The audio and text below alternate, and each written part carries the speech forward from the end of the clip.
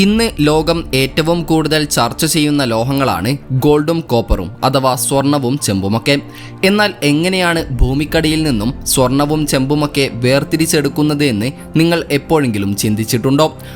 എങ്ങനെയാണ് നമ്മൾ കാണുന്ന തരത്തിൽ ഗോൾഡും കോപ്പറുമൊക്കെ വെറും പാറക്കഷ്ണങ്ങളിൽ നിന്നും ഉണ്ടാക്കിയെടുക്കുന്നത് എന്നാണ് ഈ വീഡിയോയിലൂടെ നമ്മൾ കാണാൻ പോകുന്നത്. ആദ്യം നമുക്ക് സ്വർണം എങ്ങനെ മൈൻ ചെയ്തെടുക്കുന്നു എന്ന് പരിശോധിക്കാം. സ്വർണ്ണ വ്യവസായം ഓരോ വർഷവും ഏകദേശം $200 ബില്യൺ അഥവാ 16 ലക്ഷം കോടി ഇന്ത്യൻ രൂപയോളം വരുമാനം ഉണ്ടാക്കുന്നുണ്ട് എന്നാണ് കണക്ക്. സ്വർണ്ണ നിക്ഷേപം ഉണ്ടാകാൻ സാധ്യതയുള്ള സ്ഥലങ്ങൾ കണ്ടെത്തുക എന്നതാണ് ആദ്യത്തെ പടി. മിക്ക സ്വർണ്ണ നിക്ഷേപങ്ങളും ലോഡ് ഡെപ്പോസിറ്റുകൾ എന്ന വിഭാഗത്തിൽപ്പെട്ടതാണ്. ഇതിനെ വെയിൻ ഡിപ്പോസിറ്റുകൾ എന്നും വിളിക്കാറുണ്ട്. അതായത് പാറകളുടെ വിള്ളലുകളിലും ഇടയിലുമായിട്ടായിരിക്കും സ്വർണവും മറ്റ് ലോഹങ്ങളും അടിഞ്ഞുകൂടിയിരിക്കുന്നത്. ഇത്തരം നിക്ഷേപങ്ങളിൽ നിന്ന് സ്വർണമെടുക്കാൻ പാറ തുരന്നു പൊട്ടിക്കുന്ന ഹാർഡ് റോക്ക് മൈനിങ് ആണ് ആവശ്യമായിട്ടുള്ളത്. ഈ പാറയിൽ നിന്നുള്ള സ്വർണമടങ്ങിയ അയിര് അഥവാ ഓർ ഡ്രിൽ ചെയ്തും പൊട്ടിച്ചുമാണ് എടുക്കുന്നത്. തൊഴിലാളികൾ ഭൂമിക്കടിയിലാണ് പണിയെടുക്കുക. ചില ഖനികൾ 500 മീറ്ററിലധികം ആഴത്തിലൊക്കെ പോകാറുണ്ട്. അവർക്ക് ഡ്രിൽ ചെയ്യാനായി പ്രത്യേകതരം യന്ത്രങ്ങളും ഉണ്ടാകും. ഡ്രില്ലിംഗ് കഴിഞ്ഞാൽ ഈ ദ്വാരങ്ങളിൽ സ്ഫോടക വസ്തുക്കൾ നിറയ്ക്കാൻ തുടങ്ങുന്നു. പിന്നാലെ ഡിറ്റണേറ്ററുകളും സ്ഫോടനത്തിൻ്റെ ശക്തി പുറത്തു പോകാതെ തടയാനുള്ള മറ്റ് വസ്തുക്കളുമൊക്കെ സജ്ജീകരിക്കുന്നു. സ്ഫോടനം നടക്കുമ്പോൾ പാറയും അയിരുമൊക്കെ പൊട്ടിത്തെറിച്ച് കഷ്ണങ്ങളാകും. ശേഷം മൈനർമാർ മക്കിംഗ് മെഷീൻ എന്ന് വിളിക്കുന്ന അല്ലെങ്കിൽ സാധാരണയായി ലോഡ് ഹോൾ ഡംപ് വാഹനം എന്നറിയപ്പെടുന്ന യന്ത്രം ഉപയോഗിച്ച് അയിരുകൾ എടുത്ത് മുകളിലേക്ക് പോകുന്ന വാഹനങ്ങളിലേക്ക് മാറ്റും. സ്വർണം അടങ്ങിയ അയിരോ മറ്റു വസ്തുക്കളോ ആദ്യം ചെറുതായി പൊടിച്ചെടുക്കുന്നു. ആദ്യം ഇതിൻ്റെ വലുപ്പം കുറച്ച് ചെറിയ ചരലിൻ്റെ രൂപത്തിലാക്കും. എന്നിട്ട് ഒരു മില്ലിലിട്ട് വീണ്ടും അരച്ച് ഏകദേശം 100 മുതൽ 200 മൈക്രോൺ വലിപ്പമുള്ള നേരിയ പൊടിയാക്കി മാറ്റുന്നു. ഇത് ഏകദേശം മണൽ പോലെ ഉണ്ടാകും. ഇങ്ങനെ ചെയ്യുന്നത് സ്വർണം വേർതിരിക്കാനുള്ള അടുത്ത രാസപ്രവർത്തനങ്ങൾ എളുപ്പമാക്കാൻ വേണ്ടിയാണ്. അടുത്തതായി ഫാക്ടറിയിൽ വെച്ച് ഈ പൊടിച്ച അയിരിലേക്ക് വെള്ളവും സയനൈഡ് ലായനിയും ചേർക്കുന്നു. തുടർന്ന് മറ്റൊരു മില്ലുപയോഗിച്ച് ഇതിനെ വീണ്ടും അരച്ച് ചെളി പോലെയുള്ള ഒരു പൾപ്പാക്കി മാറ്റിയെടുക്കുന്നു. ഈ പൾപ്പ് വലിയ ടാങ്കുകളിലേക്ക് ഒഴുകിപ്പോകും. ശേഷം പ്രത്യേക മെഷീനുകൾ ഉപയോഗിച്ച് ഈ സ്ലറി മുഴുവൻ ഇളക്കി അതിലേക്ക് എയർ ശക്തിയായി കടത്തിവിടും. ഇതിനെ എയറേഷൻ എന്ന് വിളിക്കുന്നു.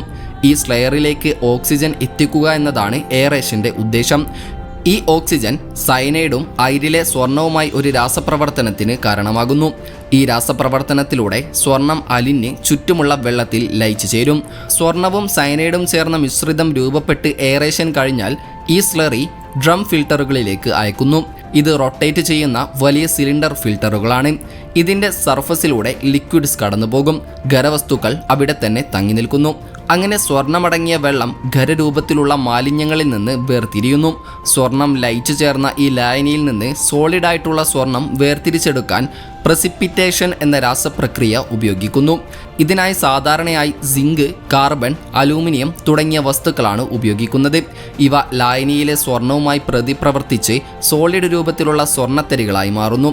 ഈ സോളിഡ് രൂപത്തിലുള്ള സ്വർണം പിന്നീട് ഫിൽട്ടർ ചെയ്ത് ലായനിയിൽ നിന്ന് മാറ്റിയെടുക്കും. എങ്കിലും ഇതിൽ ഇപ്പോഴും കുറച്ച് മാലിന്യങ്ങൾ അവശേഷിക്കുന്നുണ്ടാകും. സ്വർണം വീണ്ടും ശുദ്ധീകരിക്കാനായി അതിനെ സ്മെൽറ്റിംഗ് എന്ന പ്രക്രിയക്ക് വിധേയമാക്കും.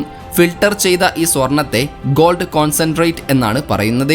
ഇതിനെ ഫ്ലെക്സ് എന്ന് വിളിക്കുന്ന വസ്തുക്കളുമായി കലർത്തുന്നു.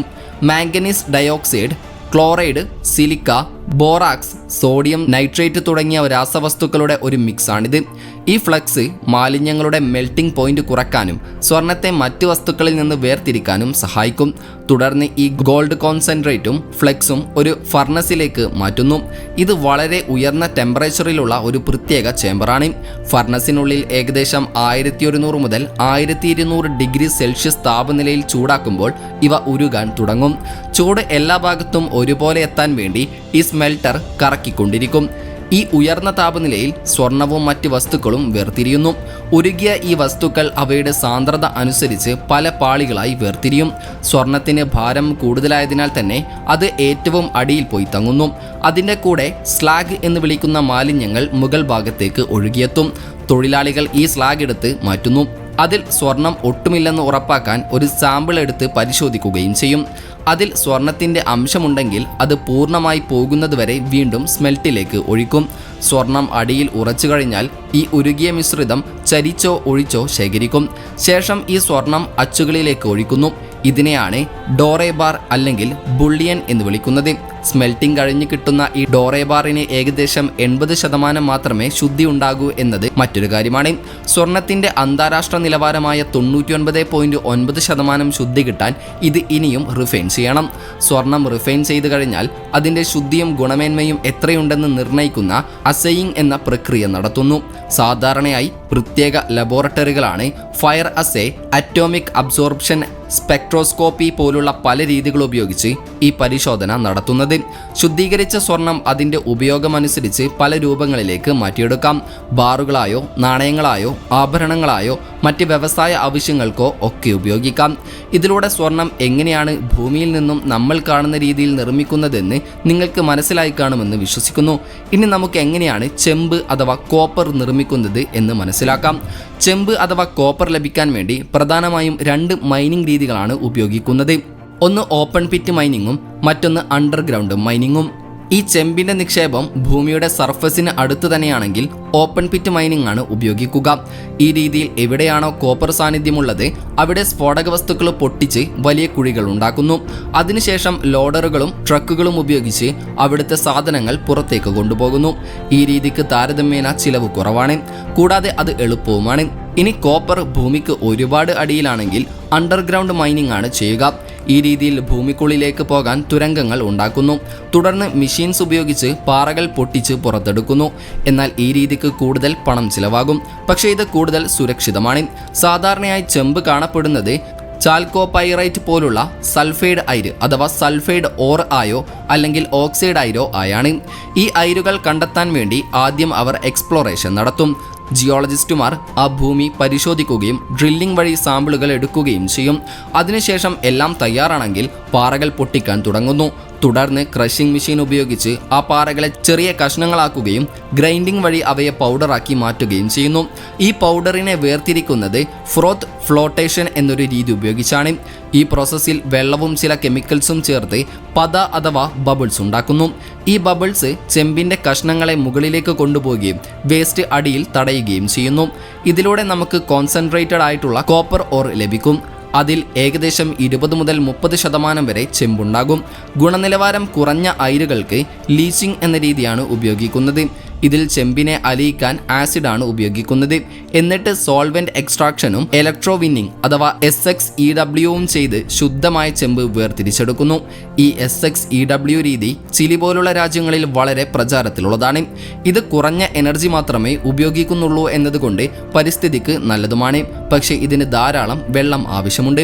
ഇന്ന് വൈദ്യുതി സംബന്ധമായ ഉൽപ്പന്നങ്ങൾ ഉണ്ടാക്കുന്നതിലും വാഹന നിർമ്മാണ രംഗത്തും ചെമ്പ് വളരെ പ്രധാനപ്പെട്ടതാണ്. അങ്ങനെ ഈ ചെമ്പിന്റെ കോൺസെൻട്രേറ്റ് ഫാക്ടറിയിൽ എത്തുമ്പോൾ ആദ്യത്തെ പടി സ്മെൽറ്റിംഗ് അഥവാ ഉരുക്കലാണ്. സ്മെൽറ്റിംഗിൽ ചൂട് ഉപയോഗിച്ച് ചെമ്പിനെ വേർതിരിച്ച് മാറ്റ് എന്നൊരു വസ്തു ഉണ്ടാക്കുന്നു. അതിൽ 50% മുതൽ 70% വരെ ചെമ്പുണ്ടാകും. എന്നിട്ട് കൺവേർട്ടറുകളിലൂടെ വായു കടത്തിവിട്ട് ബ്ലിസ്റ്റർ കോപ്പർ ഉണ്ടാക്കുന്നു. ഇത് 99% ശുദ്ധമാണ്. എന്നാലും അതിൽ ഇമ്പ്യൂരിറ്റീസ് എലമെന്റ്സ് ഉണ്ടാകും. അതിനുശേഷം ഫയർ റിഫൈനിങ് അല്ലെങ്കിൽ ഇലക്ട്രോലൈറ്റിക് റിഫൈനിങ് ചെയ്യുന്നു. ഇലക്ട്രോലൈറ്റിക് റിഫൈനിങ്ങിൽ ഒരു ഇലക്ട്രോലൈറ്റിലൂടെ അനോഡും കത്തോഡും ഇടയിൽ ഇലക്ട്രിക് കറണ്ട് കടത്തിവിട്ട് വളരെ ശുദ്ധമായ ചെമ്പുണ്ടാക്കുന്നു. ഈ കത്തോഡുകൾ പിന്നീട് ഫാക്ടറിയിൽ വെച്ച് ഇവ കമ്പികളോ വയറുകളോ ഷീറ്റുകളോ ആക്കി മാറ്റുന്നു. ക്വാളിറ്റി ചെക്കിങ്ങിനു ശേഷം അവ പാക്ക് ചെയ്യുകയും ചെയ്യുന്നു. ഏതായാലും ഈ വീഡിയോയിലൂടെ നിങ്ങൾക്ക് എങ്ങനെയാണ് കോപ്പറും ഗോൾഡും മണ്ണിൽ നിന്നും വേർതിരിച്ചെടുക്കുന്നത് എന്ന് മനസ്സിലായി കാണുമെന്ന് വിശ്വസിക്കുന്നു. നിങ്ങളുടെ സംശയങ്ങൾ കമൻറ്റ് ചെയ്യാൻ മറക്കരുത്. അപ്പോൾ മറ്റൊരു ഇൻഫോർമേറ്റീവായ വീഡിയോയുമായി വരുന്നത് വരെ ഗുഡ് ബൈ.